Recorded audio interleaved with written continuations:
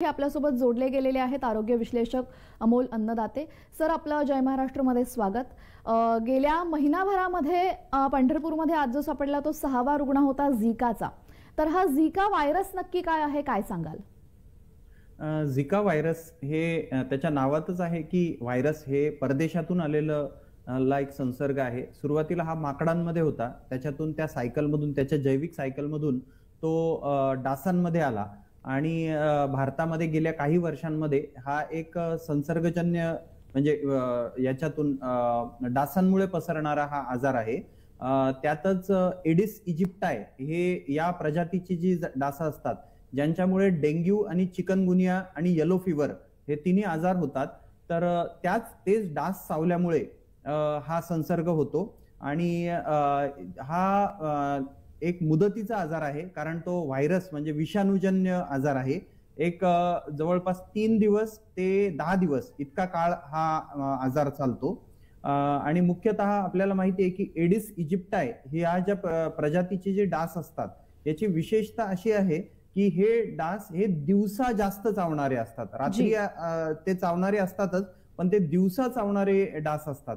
तर अशा प्रकारे डासांच्या माध्यमातून पसरणारा एक व्हायरल आजार, विषाणूजन्य आजार म्हणजे झिका व्हायरस। जी, पण झिका व्हायरस आणि डेंग्यू याच्यामध्ये काही साधर्म्य आहे का? कारण की डेंग्यूची म्हणजे डेंग्यू सुद्धा मच्छरांमुळेच होतो आणि डेंग्यूची लक्षणं म्हणाल आणि झिकाची लक्षणं म्हणाल तर काय फरक जाणवतो नक्की? डेंग्यू आणि झिका व्हायरस मध्ये फरक एक मूलभूत असा आहे की डेंग्यू मध्ये दोन्हींमध्ये ताप आणि अंगावरती पुरळ येणं ही लक्षणं दोन्हींमध्ये दिसतात, पण झिका व्हायरस मध्ये डोळे लाल होणं, स्नायू दुखणं, डोकेदुखी होणं ही थोडीशी वेगळी लक्षणं असतात। त्यातल्या त्यात डोळे लाल होणं हे त्याचं व्यवच्छेदक लक्षण असतं, जे डेंग्यू मध्ये सहसा आपल्याला दिसत नाही।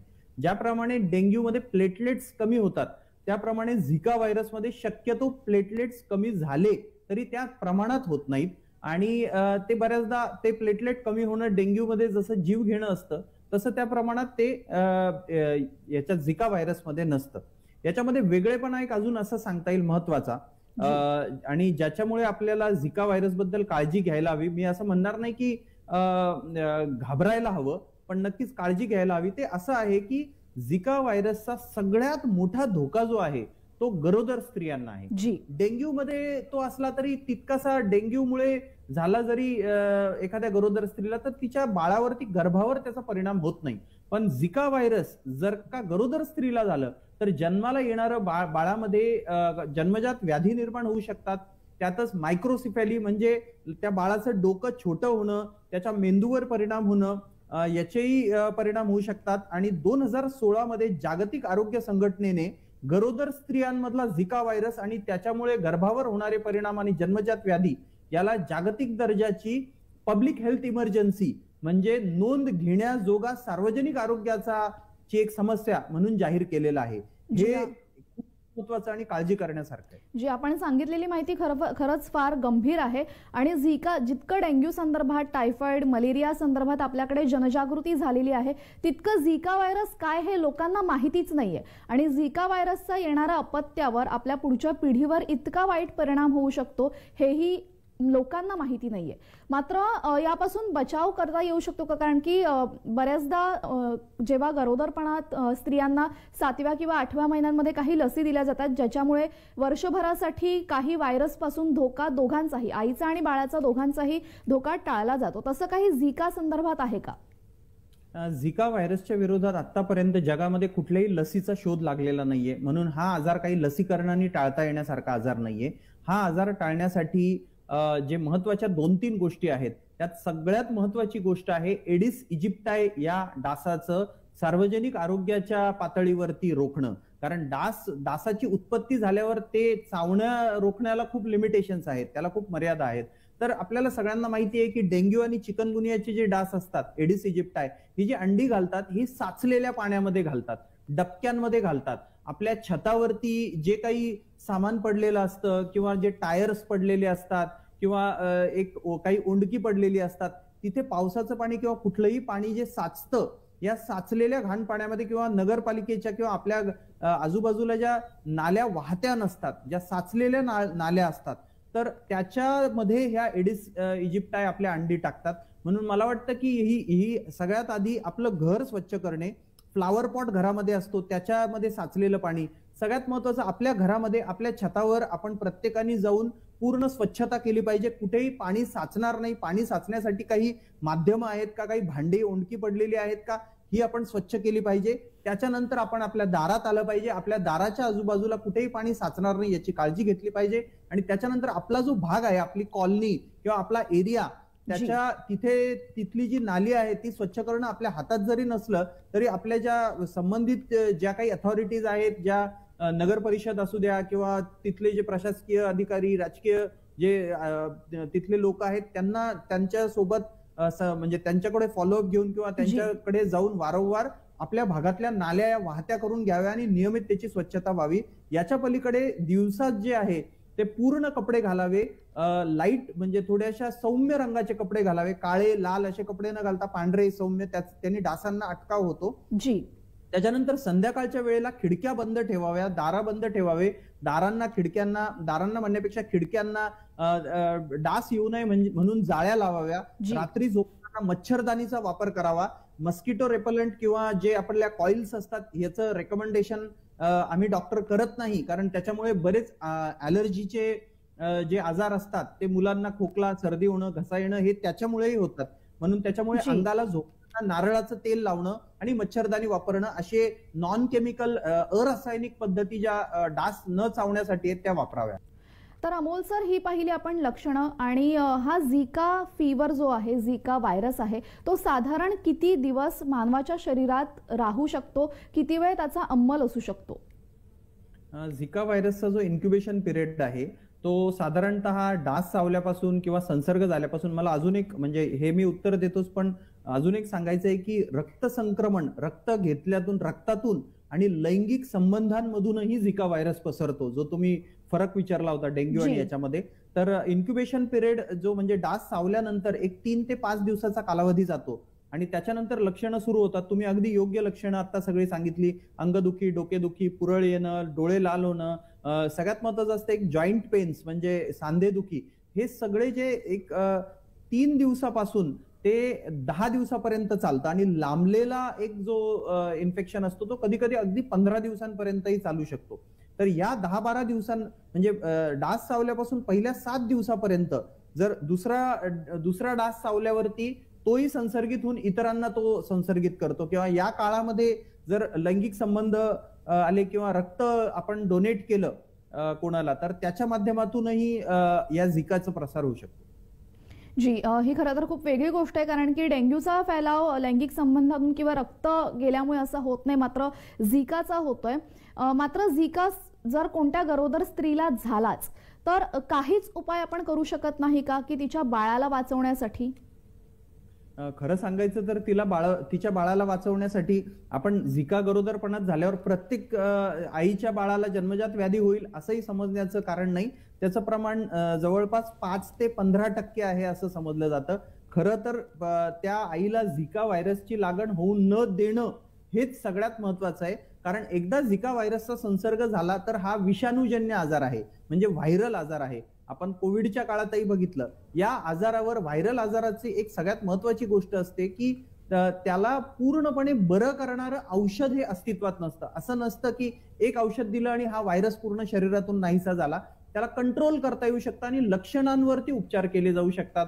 उदाहरणार्थ तापाचं औषध घेणं, गुडघेदुखी येत असतील तर गुडघेदुखीचं औषध घेणं, किंवा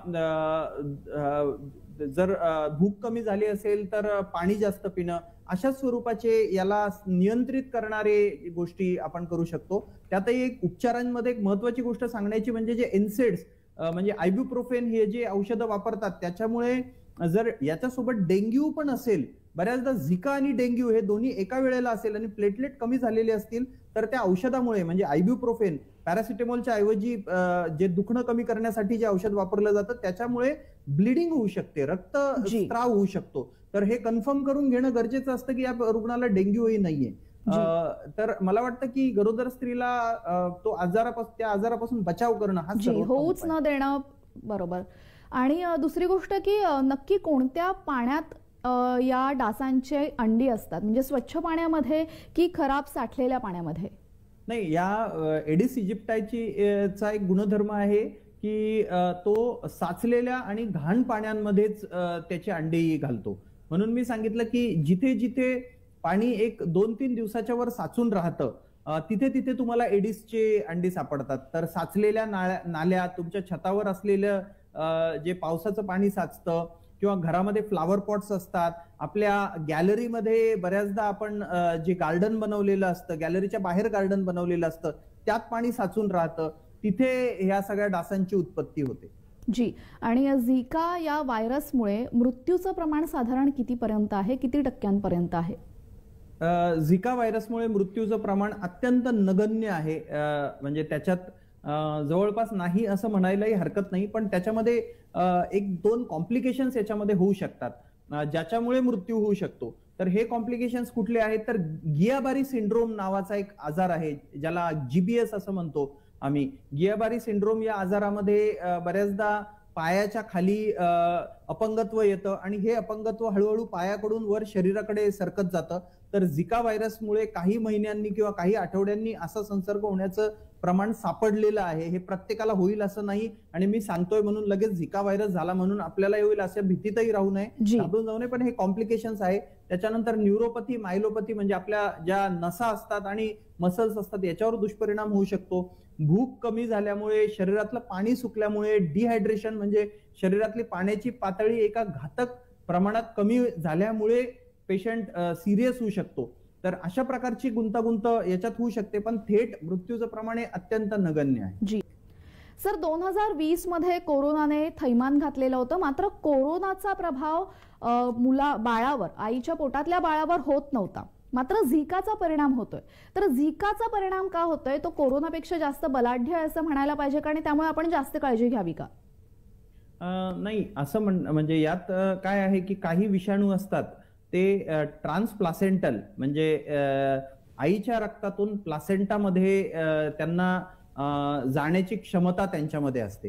काय असतं की प्रत्येक विषाणू असतो तो एक काही काळानंतर संक्रमित होत असतो, त्याला म्युटेट होत असतो आणि तो स्वतःला जास्त कार्यक्षम बनवण्याचा प्रयत्न करत असतो आणि त्याच्या या प्रोसेसमध्ये आणि त्यात आपल्या प्रतिकार शक्तीचा एक जो भाग असतो तो खूप महत्वाचा असतो. तर कोविड हा अत्यंत नवीन विषाणू होता. कदाचित येणाऱ्या काळामध्ये काही वर्षांनंतर कोविडमध्ये ती क्षमता येईल असं सांगता येत नाही आपल्याला. तर ब्लड ब्रेन बॅरियर म्हणजे मेंदू मध्ये आणि शरीरामध्ये जे एक थर असतो, एक बॅरियर असतो, तो क्रॉस करणं किंवा गर्भामध्ये जाणं, ही क्षमता काही विषाणूमध्ये असते आणि झिकामध्ये ती गेल्या काही वर्षात, झिका काही कोरोना सारखा एकदम नवा विषाणू नाहीये, हा अनेक वर्षांपासून चालत आलेला, म्हणजे 1950 पासून म्हणजे हा आफ्रिकेतून आलेला, मी सांगितल्याप्रमाणे माकडांमधून डासामध्ये आलेला विषाणू आहे. म्हणून इतक्या वर्षामध्ये त्याच्यामध्ये ती क्षमता निर्माण झालेली आहे. एवढंच त्या झिका व्हायरसचं कारण आहे की ते गर्भाला इन्फेक्शन करू शकतं. आणि मी सांगितल्याप्रमाणे सगळ्यात मोठं काळजीचं कारण हे स्वस्थ व्यक्तीला जेव्हा झिका होतो तेव्हा त्याचं कारण नाहीये, पण तो डासांमध्ये पसरतो आणि त्या डासांच्या माध्यमातून तो जर एखाद्या गरोदर स्त्रीला तो डास चावला तर तिच्या गर्भावर थेट परिणाम होणं हेच काळजीचं सगळ्यात मोठं कारण आहे. म्हणजे आपल्या भोवतीच्या गरोदर स्त्रियांच्या काळजीसाठी आपण स्वतःला झिका न होऊ देणं आणि आपल्या भागामध्ये डासांची उत्पत्ती रोखणं हे आपलं सगळ्यांचं एक सार्वजनिक आरोग्याच्या दृष्टीने कर्तव्य आहे. जी. आणि माझा सगळ्यात शेवटचा प्रश्न आजच्या चर्चेतला, झिका झाल्यास कशा पद्धतीचा आहार त्या रुग्णाने घ्यावा? झिका होऊ नये म्हणून किंवा झिका झाल्यावरही आपल्या आहारामध्ये आपली प्रतिकार शक्ती ही मुख्यतः प्रथिनांवरती अवलंबून असते. तर आपल्याला उच्च प्रथिनयुक्त आहार झिका झाल्यावरती घेणं अत्यंत आवश्यक असतं.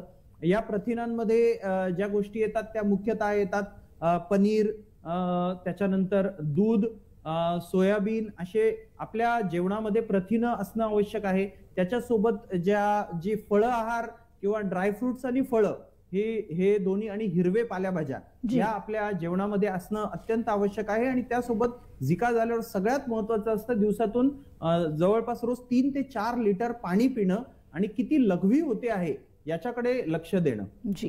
कारण डिहायड्रेशन हे गुंतागुंतीचं एक खूप महत्वाचं कारण आहे. जी, धन्यवाद अमोल सर, आपण या चर्चेत सहभागी झाल्यात आणि जय महाराष्ट्राच्या प्रेक्षकांना इतकी महत्वाची माहिती दिली. धन्यवाद.